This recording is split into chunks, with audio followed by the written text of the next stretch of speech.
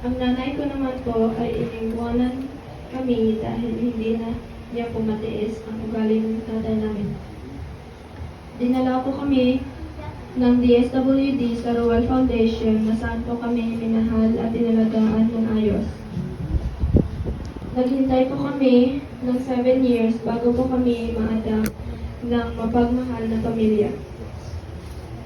Pagkatapos po namin maghintay, ay dumating po itong magandang mag-asawa at inadapt po nila kami. Minahal nila kami at inalagaan na parang tunay nilang anak.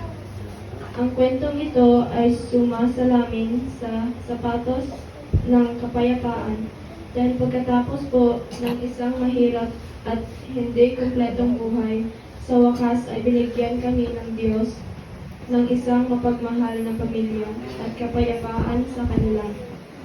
Kaya po, nagpapasalamat ako sa Diyos dahil nandito kami ng magkakapatid ko ngayon. Dinala niya po kami dito para mag-share ng testimony at sa inyong lahat at i-share kung gaanong napakabuti ng Diyos sa ating lahat. Yes. Stop lang?